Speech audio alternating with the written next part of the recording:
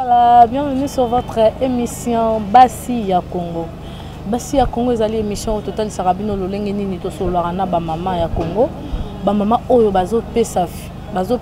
le meilleur na bango ba maman oyo bazo rapporter les biso un plus ba maman oyo ba édifier kana ba génération na biso à venir. Alors eza initiative oyo euti na mutema ya maman Betty Milka Kemba ndenge to lobaka ma patronne. Je te salue depuis la Suisse, Bisika Ozali, Mote na yo vanda umena na ngwende parce que yonde mutu orezona ki ba mama. Alors, je suis votre humble servante Vanessa Tendresse la tigresse mwana mungala hein. Mwana ba mama ndenge to lobaka parce que nga penza mwana ba mama. Mwana o azali pamboli epai ya ba mama. Émission na biso ya mukoloma lelo ezali émission moko to kolobela sur Peniel Kalambay. Peniel Kalambay, ex-femme, il y a le pasteur Mike Kalambay que je salue aussi.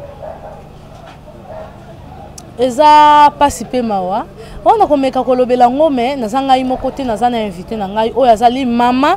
pe akopé sa biso contribution na ye selon ba réaction mususu o ndeko Peniel Kalambay azo sala. Avant de représenter avant de présenter bino invité na ngai to pesa mbote na bongo ba sponsor nyon surtout ya émission Bassi ya Congo. To bandi na ye moko numéro 1, le numéro 1, maman Betty Milka Kemba. Maman Betty Milka Kemba, merci pour la confiance. Je te salue aussi Irano Kiala, mon caméraman oyo asunga kanga ipote émission Masolo ya Bassi et continuer na coexister. Irano Kiala, merci papa. Na pesi mbote na ba abonné tout ya chaîne na biso Bassi ya Congo télévision. Na pesi mbote na ba onyo surtout balingaka biso de partout. N'hésitez pas surtout à vous abonner hein. Vous s'abonner massivement à la chaîne na biso. Yona no s'abonnate zoa occasion ya ko s'abonner na chaîne na biso Bassi ya Congo télévision. Pe okozala dessus te. Alors to fungoli bongo analyse na biso mokolo lelo na invité na ngai. Bonjour maman. Oui, bonjour maman. Bon, nous allons bien? Oui, nous allons bien en Zambie. Voilà. Balandi à émission Bassi ya Congo TV va découvrir maman Kombonani. Kombonanga maman Titi Choba. Na vandi na Yolo Nord, na commune na Kalam, avenue Vunda, avandi. Merci beaucoup maman Titi. Maman Titi lelo tozali na affaire oyo ezo sala pasi comme on a un homme de Dieu oyo abalaki. Hein, en parlant d'un homme de Dieu, donc le pasteur Mike Kalambay a balaki mwasi pe baboti bana mibale. Kasi et simba kite poko kabona peza solution. Bon moni kezo simba te to kaboni na biso pona mabe ya lobité. Ko kabwana mais apparemment ko kabwana ngo ememi makambo ebele. Makambo ebele par rapport ya mwasi. Ba réaction ya mwasi akoma mutabata page. A comment mutu moko boy donc c'est comme si mutu azo sala tout pour na salir image ya papa ya bana na eto ex mari na ye et tant que maman réaction parce que awa masolo basi to lobelaka mingi concernant basi ozomona et tant que maman na yo mo ndongo vande tant que mwasi omoni yango ndenge bon ba chantage na bon na ko ba kena yo ki yango penzate mais comme conseil bon, les appenza propreté que papa banana yo au chanter sérieux. S'il y a un problème, vaut mieux bas entre bon mi balé. Pour te dire que les bala bana et coup fera très difficilement. Mais il y a quoi que nous chanter par-ci par-là.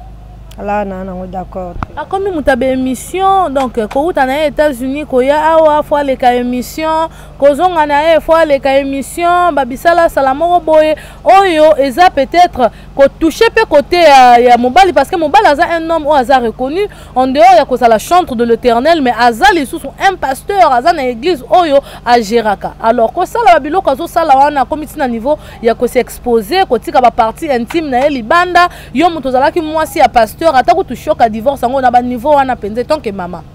Bon, étant que maman concerne à PC ce n'est pas bien. Mais la émission on peut passer. Ceux qui va faire passer on est faut pas nini. Va faire comprendre il va talisaye o nini azo sala pour les dignité. Bon, ceux qui va moniquer ou bien ba ko benga bango ata de émission ba nini va kutani si bango le dé ba pe bango conseil. Mais na ndenge ya ko chanter sur mabe ya mobile ce n'est pas bon. Kobenga journaliste ça a un problème te journaliste soki ngai ndenge naza bobengi ngai ofutinga mbongo na ngai to lobi na filme mutaka na filme na ngai po ngai essentiel madeso ya bana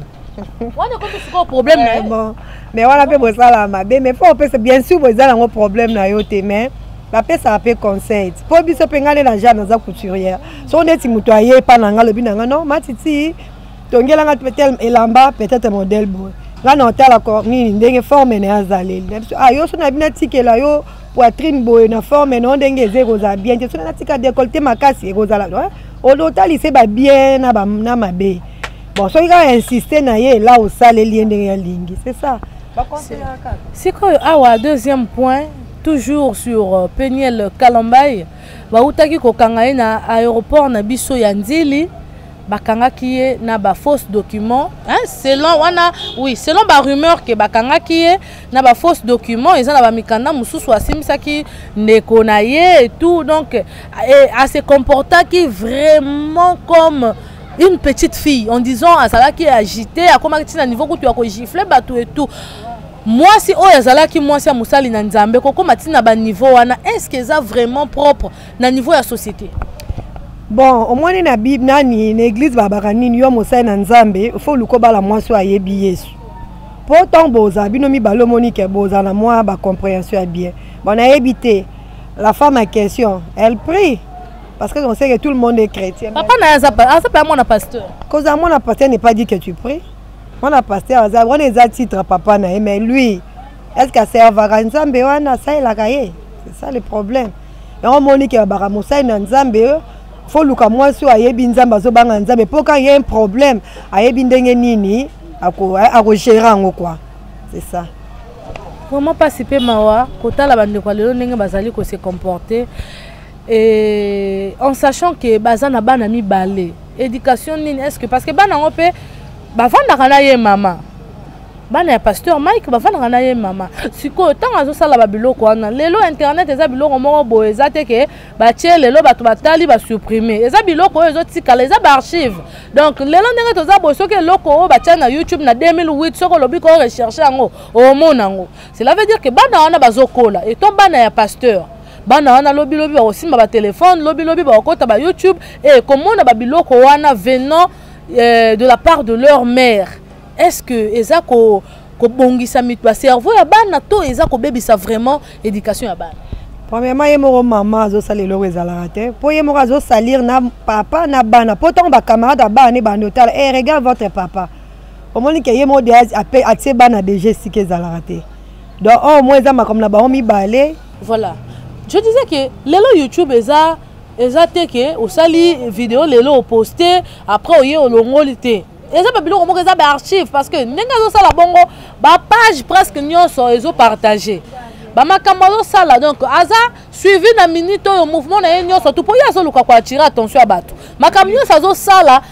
bamona ye basala donc et puis biso pe to comme pe intéressé na ba connerie oya zo sala to za pe wana kaka soka publier mu pende biso to zwi yango to bandi ko kaba ngo na ba page ozomona parce que ye moko azo ninga ko sambwa ozomona alors azo yeba te ke lelo aza na bana et puis bana bavanda ka epai na ye lelo to lobi bana na ba koma ba grand garçon ba banda ko utiliser ba YouTube surtout que bana poto lisusu ba banda ko utiliser ba net tango azomona ba vidéo wana ba image wana ya mama na bango est-ce que ça éducation ya bana ko construire éducation ya bana to ko détruire mémoire ya bana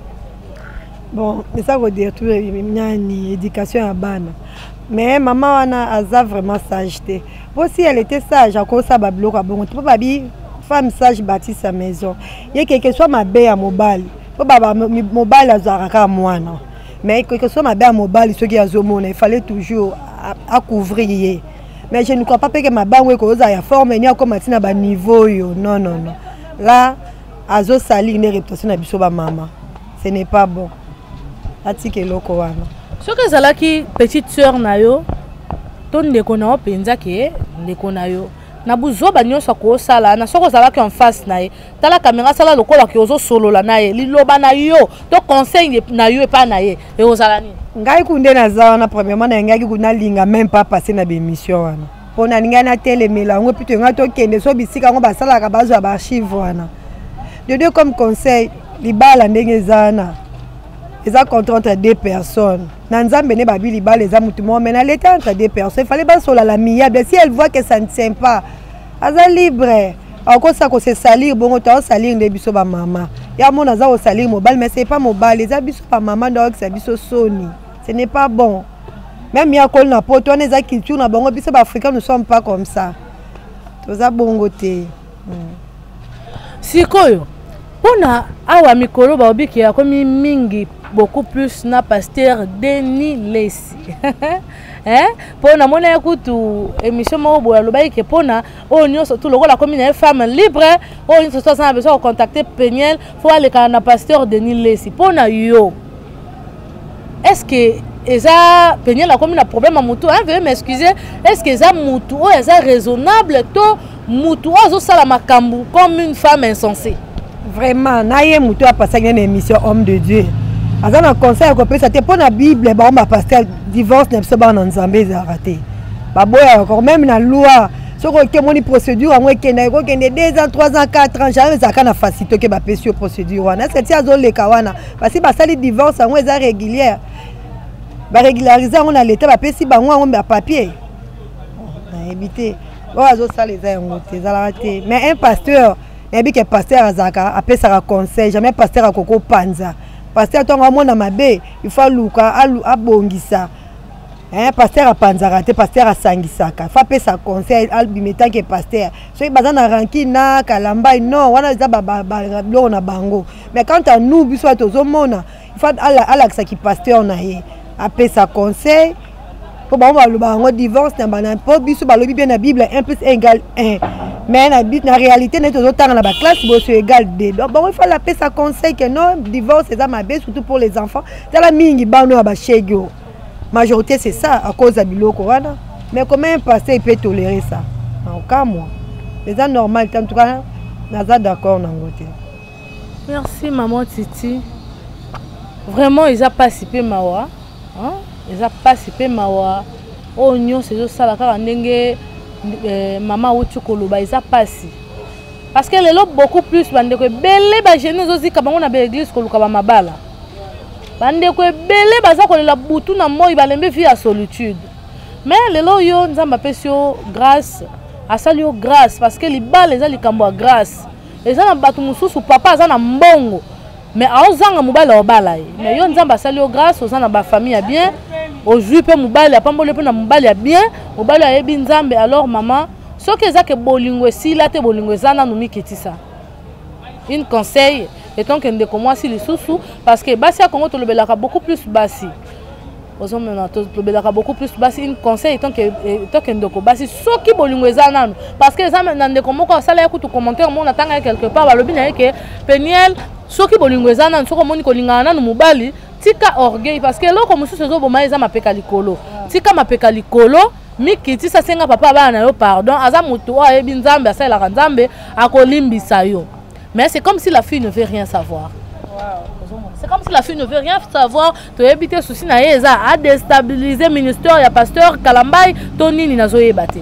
après déstabiliser pourquoi ici il y a un problème il faut l'obat maintenant ba émission pas au passer il faut pas tourner qu'est-ce alingi nini elle veut quoi poto ki muto osalika mobose que ça na problème mo eza kati na faut pas tourner ya loba ou mieux qu'akinda ko chanter sur mutu c'est pas bon aloba o ya zo alingi soki o ya monaki on a ko déstabiliser mutu bongo ce n'est pas bon il faut dans la claire c'est ça un conseil na basali na nzambe o nanu babalite parce que bambu mama be babimie belé o mona mwasi mususu aza bien ça na famille be mena kati aza ya kopola eza batu mususu o mona ya lati kitoko mena kati na eza kopola alors un conseil oyo okoyo ko pesa na ba servant na ba servant na bino ya biso ya nzambe ba bazo salela nzambe na bango na bosolo oyo bazana no ba célibataire bazo envisager peut-être ko bala mais tant bazo mona ba bizalela boye conseil nini okoyo ko pesa bango tant que moi si bon tant que moi si un homme de Dieu pour moi il faut balaka moi soit yebi nzambe wazo banga ko yeba nzambe non parce que tout le monde est chrétien opena zo banga ye ayebi ke non azo sele le quoi Seigneur et sauveur na ye yenda ko bala mais tant ozo za basa libala on a conséquence que na Mike Kalamba moi la pasteur Mike ayebaki ke lokola za mona pasteur sûrement que azape chrétienne a bénéficié de l'éducation moko a bien venant de ses parents bon aza pasteur te moi la pasteur a pasteur te on est ministère à papa na été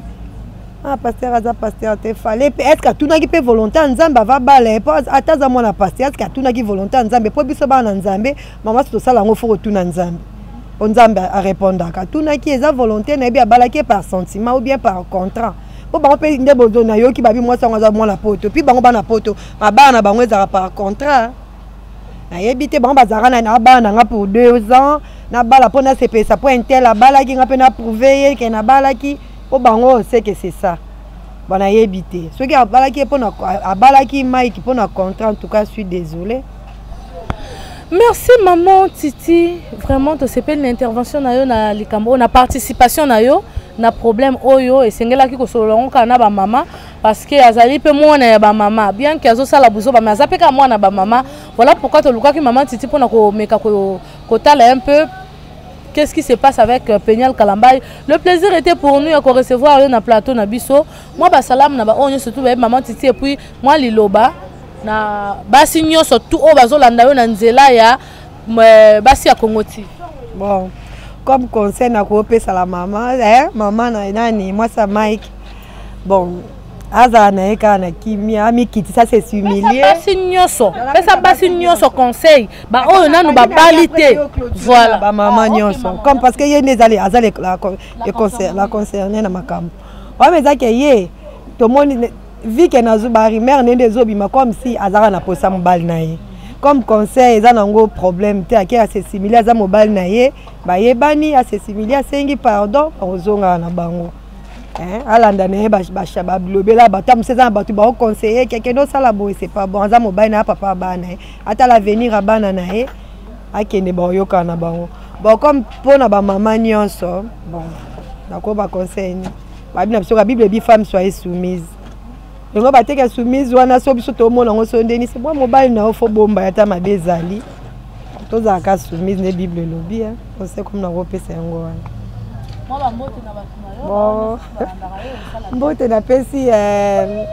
na pesi na famille na nga mobimba na ba nièce na nga ba neveu na nga ba grande sœur na nga ba grand frère na nga na pesi dans toute ma famille quoi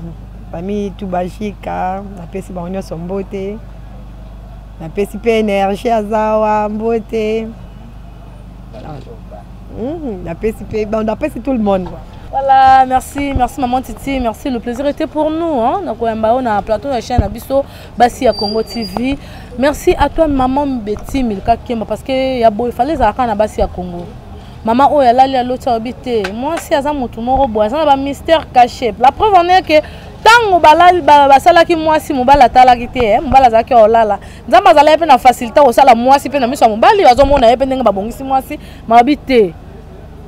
fo mobala zala na pongi na kozwa mupanzi na ye pe na sala ngo moi si alors biso ba mama tozali batu oyo tozala to simbaka ba papa donc moi si il faut oyeba ko assumer rôle na yo na kati ya société. Voilà. Un conseil pour ma soeur Peniel, étant que moi, si les sous vraiment, problème n'a eu, ils ont fait ça pas si peu parce qu'ils ont touché bassignons en général. Biso, sous peut-être non, to balité, to rejoindre parfois chance à roba la homme de Dieu pour la ligne. Peniel moro boale, quelqu'un le quoi baby saki, allez biso et roko la biso libabe. Alors ma soeur, ce qui bolingwezana nous et pas ya papa, les cas c'est nga bolimbisi. Lana exemple, il y a deux fêtes femmes, il y a papa Matou Samuel. Allez, Kassamboussa Moubali, monde entier, tout le monde a Zaboya, Bomagabasi, boya. Mais Azonga na TV. Aya Kosenga Bolimbisa Lobi, Oyo Nyon son alobaki, les Alizoua. Alors, maman, il n'est jamais trop tard. Bozana Bana Binomi Balé. Bozana Bana Binomi Balé. Et puis Moubali na yo aza Moussali na Nzambe. Ata pona bolingo ya bana na yo oyo okangama makasi éviter babilo comme mususu ça ne te ressemble pas donc ko uta na moi si mwana ya pasteur et ko comme moi si ya pasteur na ba makambo oyo zo sala vraiment yote mais to ça nini mutu na mutaza na vie na ye voilà mbote na baboni na biso nyonso tout ya Basi ya Congo TV mbote na yo Irano Kiala mutu asala ke ba émission ya Basi ya Congo TV eko ba pe continuer kozala mbote na yo Énergie d'Africa 3 étoiles bobi l'artiste mbote na yo bisika nyonso tout ozwami pourquoi pas bana Londres bana oleki tellement ebele moi kotanga bino eza te tokutani bongo na prochain numéro nalela bino ya trop